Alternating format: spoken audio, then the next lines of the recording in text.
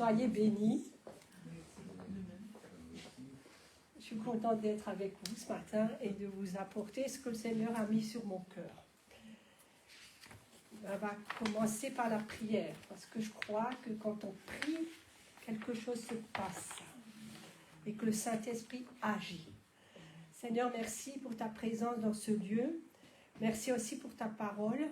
Seigneur, ce matin, on a entendu que c'est une épée, Seigneur, et ce matin, on veut sortir l'épée du fourreau, que ta parole, Seigneur, on puisse vraiment l'exprimer et aussi la combattre avec, Seigneur, avec ta parole. Merci parce que nous voulons rendre nos pensées captives et obéissantes à Christ. On veut fixer nos regards vers toi. Seigneur, tu nous aides à marcher dans tes voies et tu nous aides à persévérer ce matin, Seigneur, dans tout ce que nous faisons. Merci, Seigneur, parce que ces moments t'appartiennent et nous savons que ton Saint-Esprit va agir dans nos cœurs. Au nom de Jésus, Amen. Amen. Alors, ce matin, ce que je veux vous partager, c'est la persévérance, une force de caractère. Donc, c'est vrai que ce n'est pas un mot qui est très populaire, qui est très bien compris, mais je veux vous donner la définition de la persévérance selon la Bible. Donc, c'est demeurer constant dans la fidélité à la foi et à la vertu chrétienne. Nous, on a tendance à se décourager, mais notre difficulté, c'est des fois de persévérer. Percez et vous verrez. C'est mon mari qui dit toujours ça. Alors, la persévérance, elle nous dit, continue ton effort. C'est vrai, quand vous enfoncez une vis, vous savez, les vis, là, ça met un certain temps pour vraiment pénétrer, par exemple, dans le bois. Je crois qu'on doit faire des fois un effort avec le tournevis pour que ça rentre et on doit persévérer. La persévérance, c'est en réalité le fait de continuer un effort jugé difficile. Le continuer malgré une opposition, malgré quelque chose de contraire, censé nous faire arrêter notre effort. La persévérance est donc en rapport avec un dépassement de soi pour dépasser un obstacle qui se dresse sur notre chemin et qui, légitimement, devrait nous faire arrêter notre course. Alors, si cette semaine, on a essayé d'arrêter votre course, souvenez-vous que le Seigneur, il désire que vous persévérez. Et avec l'aide du Saint-Esprit, on peut persévérer dans la foi. Donc, la persévérance permet un dépassement de nos limites. On parle de persévérance que lorsqu'il y a un effort et on ne parle d'effort que lorsqu'il y a difficulté, une limite ou une opposition. Si Jésus te dit persévère, c'est parce qu'il y a un problème, une opposition. Et je crois que quand on est chrétien, on a toujours des oppositions. Même quand on n'est pas chrétien, on est dans un combat si on le veut ou on ne le veut pas. On ne parle pas de persévérance s'il n'y a pas de problème. Donc on va voir les disciples, comment ils ont persévéré. Et je vous encourage à faire comme les disciples, parce qu'ils ont persévéré. Acte 1, verset 14. Tous d'un commun accord persévéraient dans la prière avec les femmes et Marie, mère de Jésus, et avec les frères de Jésus. Donc, ils ont d'un commun accord persévéré dans la prière. Et c'est pour ça, le mercredi, je vous invite à persévérer avec nous dans la prière, parce que on croit vraiment qu'il y a quelque chose qui se débloque dans les lieux célestes. Donc, Colossiens 4, verset 2, nous dit encore, persévérez dans la prière, veillez-y avec action de grâce. Donc, ces deux versets veulent nous signifier que quoi qu'on dise, prier n'est pas toujours aussi évident et facile à faire. Mais indépendamment des circonstances, il s'agit de persévérer, c'est-à-dire continuer malgré la difficulté. Si vous avez envie ou pas, moi je crois qu'il faut prier quotidiennement, parce que si vous voulez être en relation avec le Saint-Esprit, c'est par la prière. Donc, je vous invite vraiment à participer aux réunions, parce que des fois, on voit on veut croire que la prière du juste est efficace. Elle dit la parole de Dieu. Les justes, c'est qui? Les justes, c'est vous et moi, parce qu'on a été justifiés par le sang de Jésus. Et maintenant, on a un libre accès auprès du Père. Donc, si on a un libre accès du Père, il faut croire que les prières montent et dépassent le plafond et ne restent pas bloquées ici, mais que le Saint-Esprit et que le Seigneur Jésus, qui intercède pour nous, les remet au Père et que le Père les entend et qui nous exauce. Donc c'est notamment par la persévérance qu'on obtient l'accomplissement des promesses. Hébreux 6, versets 11 et 12. Nous désirons que chacun de vous montre le même zèle pour conserver jusqu'à la fin une pleine espérance, en sorte que vous ne vous relâchiez point et que vous imitiez ceux qui, par la foi et la persévérance, héritent des promesses. Donc là aussi, la parole de Dieu, elle nous dit qu'on ne doit pas se relâcher. C'est vrai que, pardon Seigneur, parce qu'en 40 ans, je pense que des fois j'ai vraiment relâché. Mais le Seigneur est là et il nous fortifie dans sa parole. Et ce matin, j'ai un peu cherché, si vous êtes découragés, les versets qui pourraient nous encourager. Les premiers versets, je n'ai pas noté les références parce que c'est dans ma tête. Les premiers versets que j'ai eus, c'est « Compte les bienfaits de Dieu et tu verras en adorant combien ils sont grands. » Bien sûr, c'est une chanson, mais c'est aussi un verset biblique. Comptez les bienfaits de Dieu. Si vous sentez que votre persévérance, c'est plus ça, comptez les bienfaits de Dieu. Va avec la force que tu as. Chaque jour, le Seigneur, il peut nous dire ça. Va avec la force que tu as. Parce que finalement, des fois, si on n'a pas de force, on peut la demander au Seigneur, même la force physique, si on ne l'a pas. Parce que moi, j'ai déjà expérimenté ça.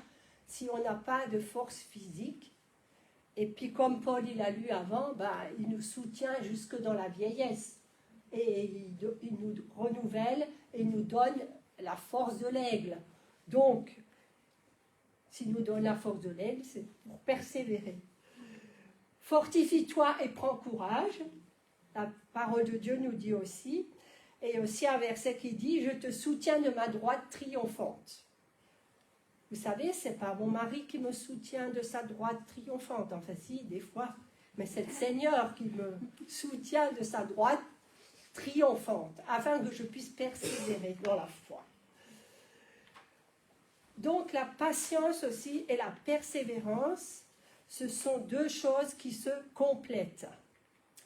On peut persévérer tout en étant patient. Par exemple, persévérer dans un effort tout en étant patient quant à la réalisation de la pleine promesse de Dieu. En réalité, ces deux vertus sont deux produits de la foi, et c'est parce qu'on croit qu'on est patient, et c'est parce qu'on croit qu'on est persévérant. C'est parce qu'on croit qu'on verra aussi la gloire de Dieu. Si tu crois, tu verras la gloire de Dieu. C'est notre foi qui relie la patience et la persévérance. Pour cela, il nous faut bien sûr la foi, qui est une détermination, une confiance et une assurance vers un but fixé. Donc la patience, la persévérance et la foi sont trois vertus qui, si elles abondent dans votre vie, feront de vous des hommes faits, des femmes faites, enfin affermis, et prêtes à toute bonne œuvre pour le Seigneur. En fait, elles feront de vous des personnes matures, qui ne seront plus au petit lait, mais qui auront besoin de viande, de choses solides pour que notre foi, elle augmente aussi. Reliées entre elles, elles consolident et fortifient votre vie chrétienne. Donc, en ce moment, nous vivons des temps où il devient de plus en plus important de comprendre ce que signifie persévérer. Et on en a vraiment besoin. La version King James utilise endurance. Donc c'est comme un marathon un peu, hein, l'endurance pour un marathon. Patience ou endurance est une volonté d'opposer une résistance à des personnes, des situations ou des circonstances sans se mettre en colère, rester maître de soi et ne pas sortir de ses gonds. C'est une vertu chrétienne de grande valeur. Et je suis consciente que moi-même, des fois, j'ai besoin de plus de patience et de persévérance. Vous savez, il est aussi bon de se souvenir que Jésus, il avait besoin de persévérance pour aller jusqu'au bout. Hein. Et que ça ne devait pas être facile. Donc, suivons l'exemple de Jésus. Selon la parole de Dieu, la main de l'Éternel n'est pas trop courte pour agir. Ce sont les transgressions des hommes qui mettent une barrière aux réponses de Dieu. Souvent, ce qui apparaît aux yeux des hommes comme un retard à l'exaucement de nos prières est à mettre au compte d'un temps d'apprentissage destiné à perfectionner la stature du chrétien et à donner de la valeur à sa prière. Et vous savez que Dieu fait toutes choses bonnes en son temps. Dieu fait toutes choses belles en son temps. Il y a belle et bonne, mais je pense que c'est dans le même sens. Par exemple, le mariage, si vous n'êtes pas prêt pour le mariage, moi je crois que Dieu il va vous faire patienter. Paul il m'a dit que lui, bien sûr, quand il était jeune converti, il n'était pas prêt pour le mariage, mais qu'est-ce qu'il a fait? Il a déjà persévéré, je pense, dans la prière, mais il a aussi étudié des livres qui parlent du mariage et il a cherché la face de Dieu. Il a persévéré jusqu'à voir sa promesse exaucée, parce que Dieu lui avait fait des promesses. C'est pour ça que je suis là.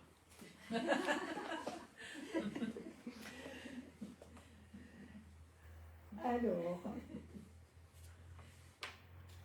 donc suivons aujourd'hui l'exemple des premiers chrétiens. Quelle était la force des hommes peu instruits que Jésus avait choisis comme disciples? C'était la prière. Souvenons-nous de ce verset qui dit aussi dans 2 Timothée 1, le verset 7, « Car ce n'est pas un esprit de timidité que Dieu nous a donné, mais un esprit de force, d'amour et de sagesse. » Donc, prions avec le cœur. Vous savez, tout le monde peut prier, même s'il y en a peut-être qui se comparent à d'autres, parce que vous ne priez pas pareil quand vous êtes jeune converti, quand vous avez 30 ans de conversion. Et voilà, et je crois que ce n'est pas un esprit de timidité. Vous savez, ce verset, moi, j'ai dû le prendre pour moi, parce que je n'arrivais pas à prier en public.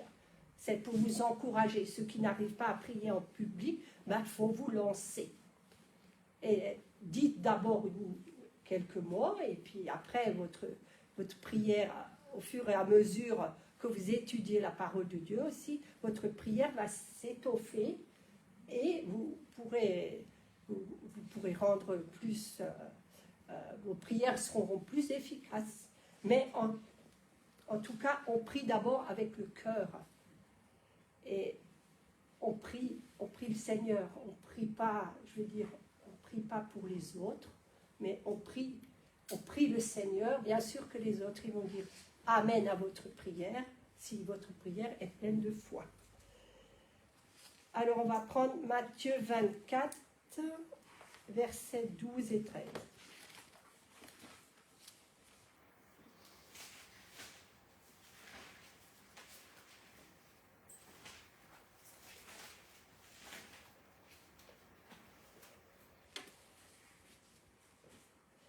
Et parce que l'iniquité se sera accrue, la charité du plus grand nombre se refroidira.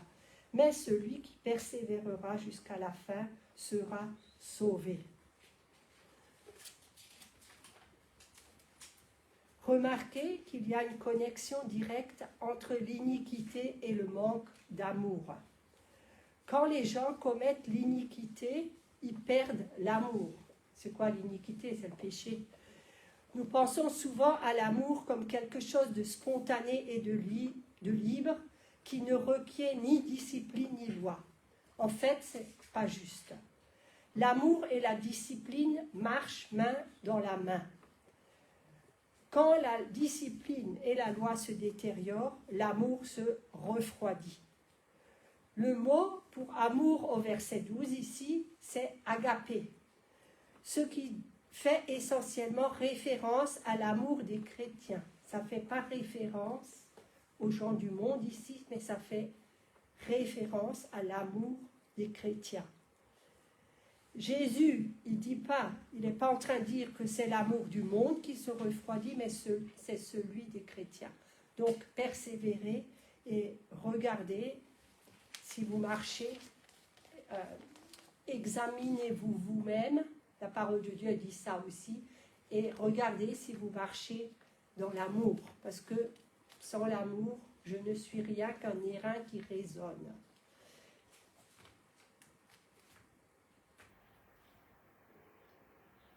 Donc en Marc 13, le verset 12 et 13, vous remarquerez que l'avertissement est répété. Le frère livrera son frère à la mort et le père son enfant. Les enfants se soulèveront contre leurs parents et les feront mourir. Vous serez haïs de tous à cause de mon nom, mais celui qui persévérera jusqu'à la fin sera sauvé. Donc c'est la deuxième fois que Jésus dit ça. Donc c'est vraiment une image très sombre du degré de tromperie et de loyauté qui sévit au cœur même des relations familiales, mais aussi vers les chrétiens qui seront haïs par les hommes. Là encore, l'exhortation reste la même, persévérer. Nous devons tenir bon. Quelquefois, tenir bon, c'est juste ce que Dieu nous demande. Plusieurs d'entre vous connaissent l'histoire de Marie Durand. Donc, cette protestante, donc huguenote, c'est le nom des protestants qu'on donnait dans le temps. Donc, Marie Durand a été enfermée dans une tour en 1730 à Aigues-Mortes, dans le sud de la France, à cause de sa foi. La captivité de Marie Durand dure 38 ans. Elle est enfermée avec une vingtaine d'autres femmes de tout âge et de toutes conditions. Elle vit dans la pauvreté, le froid, la promiscuité.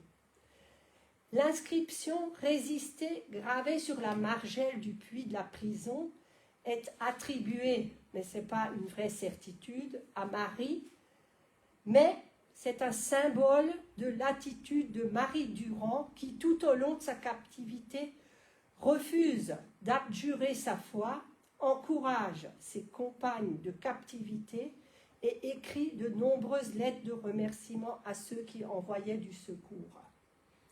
Et cet été, si tout va bien, on ira visiter Aigues-Mortes et on ira voir le puits, mais nous on l'a déjà, on connaît plus ou moins l'histoire parce qu'on était déjà là-bas. Et il y en a qui disent qu'elle a gravé avec ses ongles. Maintenant, voilà, on ne sait pas avec quoi elle a gravé. Mais en tout cas, c'est un message d'une croyante ou de plusieurs croyants, parce qu'on ne sait pas si c'est elle qui a écrit tout seul, à laisser à tous ceux qui devaient la suivre dans ce Dieu résister. Ne laissez pas tomber, tenez bien le coup et persévérez. Donc, quelques principes pour cultiver la persévérance.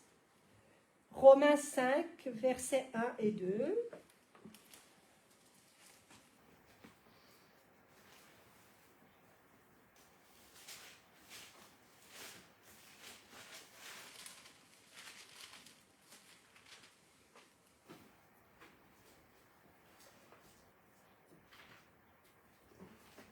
Étant donc justifiés par la foi, nous avons la paix avec Dieu par notre Seigneur Jésus-Christ, à qui nous devons d'avoir eu par la foi accès à cette grâce dans laquelle nous demeurons fermes et nous nous glorifions dans l'espérance de la gloire de Dieu.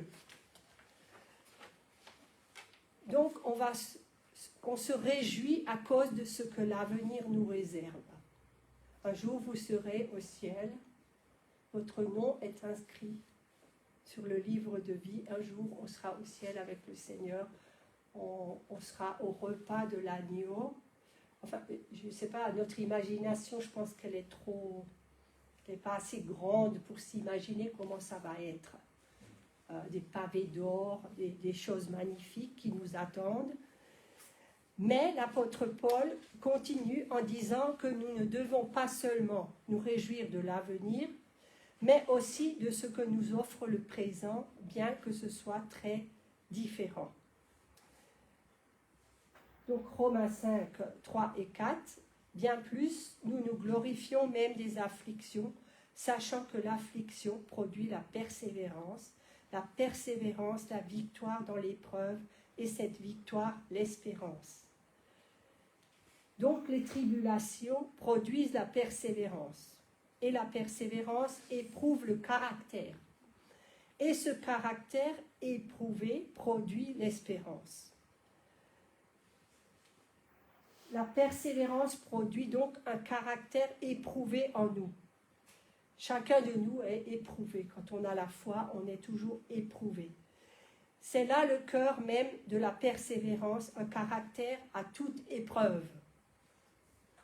Romains 5, verset 5 nous dit « Or l'espérance ne trompe point, parce que l'amour de Dieu est répandu dans nos cœurs par le Saint-Esprit qui nous a été donné. » Et dernièrement, le Seigneur, il m'a parlé de ça parce que je disais « Oh Seigneur, je manque d'amour et tout ça. » Et je suis tombée sur ce verset.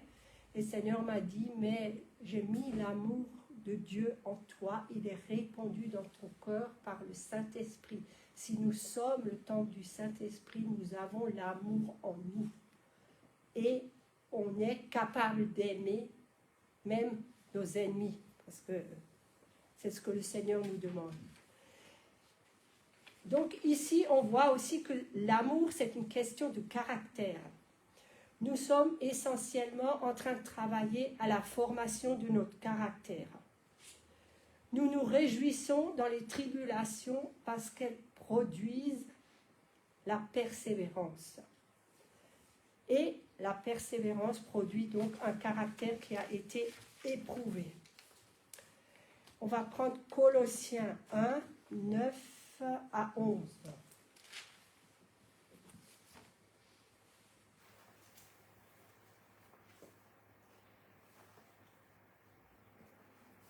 C'est pour cela que nous aussi, depuis le jour où nous en avons été informés, nous ne cessons de prier Dieu pour vous et de demander que vous soyez remplis de la connaissance de sa volonté en toute sagesse et intelligence spirituelle pour marcher d'une manière digne du Seigneur et lui être entièrement agréable, portant des fruits en toutes sortes de bonnes œuvres et croissant par la connaissance de Dieu, fortifié à tout égard par sa puissance glorieuse, en sorte que vous soyez toujours et avec joie, persévérants et patients. N'est-il pas merveilleux de savoir que Dieu veut que nous soyons remplis de la connaissance de sa volonté en toute sagesse et intelligence spirituelle? Là où l'apôtre Paul dit que vous devez marcher d'une manière digne du Seigneur, gardez à l'esprit que quand nous sommes remplis de la connaissance de la volonté du Seigneur, Cela affectera notre manière de vivre. Donc, si vous connaissez la volonté de Dieu à votre égard, ben ça va déteindre sur la manière de vivre et ça va déteindre aussi sur votre caractère. Et vous ne serez plus le même. Parce que le Seigneur veut nous transformer de gloire en gloire, de progrès en progrès. Et ça nous permettra même, ça affectera la manière dont on va affronter l'adversité. C'est une chose que d'endurer, c'est une autre chose que d'endurer avec la joie. Est-ce que vous avez déjà enduré quelque chose avec la joie? Parce que même dans l'épreuve, ben, on peut avoir la joie. Vous pouvez être malade, mais vous pouvez quand même avoir la joie. Parce que le Seigneur, il vit dans votre cœur. On a la joie déjà de lui appartenir. Moi, je trouve que c'est quelque chose de merveilleux. Parce que vous avez aussi un but, vous savez où vous allez, vous savez d'où vous venez et vous savez où vous allez. Est-ce que les gens du monde savent où ils vont? Ben non. Et nous aussi, on a un ami à qui on peut tout dire, tout confier. Voilà, on a le Seigneur et ça c'est merveilleux. Donc, patience et persévérance sont des signes de force et ce ne sont pas des signes de faiblesse. Hébreux 6, 11 et 12. Nous désirons que chacun de vous montre le même zèle pour conserver jusqu'à la fin une pleine espérance, en sorte que vous ne vous relâchiez point et que vous imitiez ceux qui, par la foi et la persévérance, héritent des promesses. La foi et la persévérance. Certaines personnes vous diront que tout ce que vous avez à faire pour prétendre à ce qui vous est promis par Dieu, c'est d'avoir la foi. Mais ce n'est pas vrai, vous avez besoin de foi et de persévérance, les deux à la fois. Et pour ceux qui se sont fait baptiser, enfin récemment pour ceux qui sont jeunes baptisés, ben, le baptême, c'est le début, c'est pas une arrivée. Et il faudra persévérer, voilà, de nombreuses années pour voir l'exaucement du Seigneur. Hébreux 10, versets 35 et 36. N'abandonnez donc pas votre assurance à laquelle est attachée une grande rémunération, car vous avez besoin de persévérance afin qu'après avoir accompli la volonté de Dieu, vous obteniez ce qui vous est promis. Ici, le mot assurance veut dire que vous avez la liberté d'expression. Vous pouvez hardiment parler de Jésus, de ce qu'il a fait et de ce qu'il va faire pour vous. Vous avez fait la volonté de Dieu, mais vous n'avez pas encore obtenu ce qui vous est promis. De quoi avez-vous donc besoin? Vous avez besoin de persévérance. Vous devez tenir bon sur les points où vous avez fait la volonté de Dieu et demander l'accomplissement de ses promesses jusqu'à ce que vous les obteniez. Des fois, c'est difficile. Je pense aux personnes qui sont malades, gravement malades. C'est difficile de persévérer. Mais bon, comme on sait qu'on va aller là-haut, ben, on persévère. Certaines personnes font la volonté de Dieu et revendiquent ce qui leur est promis, mais elles ne tiennent pas bon dans la durée. C'est juste un moment, c'est comme un feu de paille. Et souvent ça, les jeunes convertis, ils ont ça, ils ont juste un feu de paille, ils sont feu et flamme, mais dès que la première épreuve elle arrive, eh ben, on chute. Eh ben, c'est là qu'il faut tenir bon et persévérer. Donc, ces personnes, elles disent que ça n'a pas marché. Mais ça ne marchera pas sans persévérance. Vous avez besoin d'avoir la foi et d'être persévérant. Gardez toujours en tête que l'épreuve, c'est pour votre bien. Jacques dit que si vous tenez la route, si vous passez l'épreuve, cela modèlera sûrement chaque domaine de votre caractère et de votre personnalité. N'abandonnez pas trop vite. L'épreuve fera de vous un chrétien complet aux formes harmonieuses. il ne restera aucun domaine de votre caractère qui n'ait été traité. Et pour finir, le dernier verset, Hébreux 12, verset 2.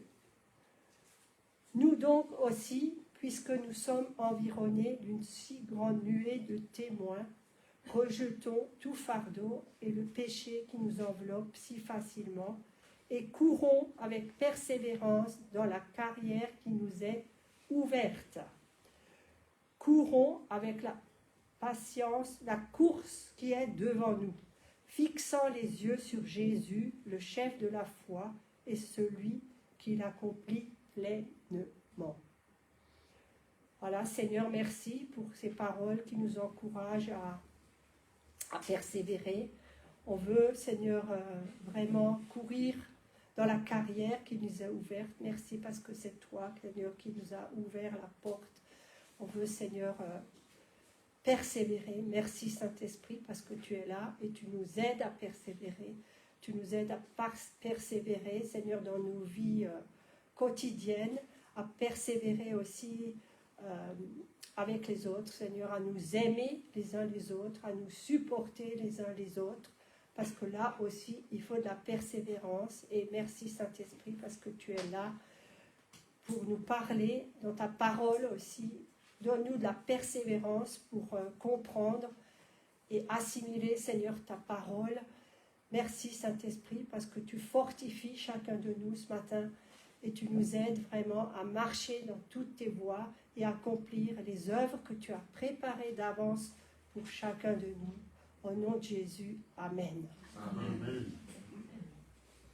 Amen. Merci pour ce message.